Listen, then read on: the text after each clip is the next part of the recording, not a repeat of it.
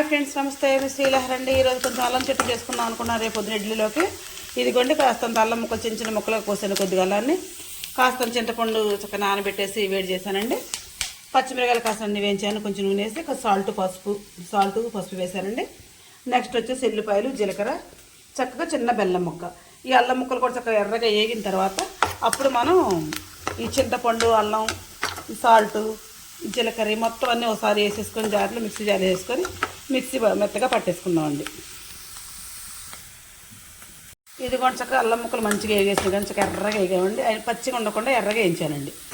వీటిని చక్కగా మనం జార్లో వేసేసుకుందాం. ముందుగా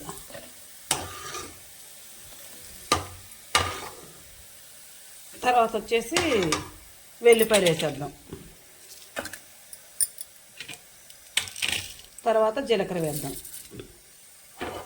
తర్వాత చింతపండు నానబెట్టుకున్నాం కదండి, ఈ చింతపండు వేసేద్దాం. తర్వాత ఏం చేద్దామంటే బెల్లం ముక్కలు కొంచెం మెత్తగా కొట్టేసేద్దామండి. ఇది కొంచెం బెల్లం కూడా మెత్తగా కొట్టాను, అదిగోండి బెల్లం కూడా వేసేసాం. చక్కగా దీన్ని ఇప్పుడు మనం మిక్సీ పట్టేసుకుందాం మెత్తగా. ఇది కొంచెం చక్కగా మెత్తగా నలిగిందండి. ఆయిల్ పెట్టేసుకున్నాను.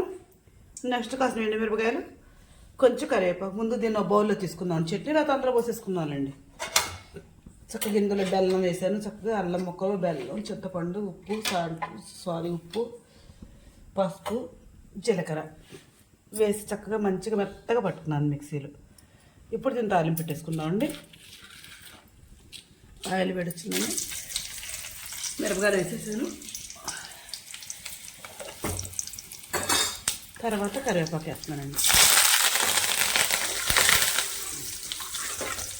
కరివేపాకు ఫ్లేవర్ వేరండి. చక్కగా ఇప్పుడు చట్నీ మనం ఇందులో వేసేస్తున్నాం. గట్టిగా ఉంది కదండి చట్నీ, అది నేను ఈ విధంగా చక్కగా చట్నీ చేసుకున్నాను. నేను ఈ విధంగా చేసుకుంటాను. నేను చేసే విధానం మీకు నచ్చితే నాకు ఒక లైక్ ఇవ్వండి. Please subscribe.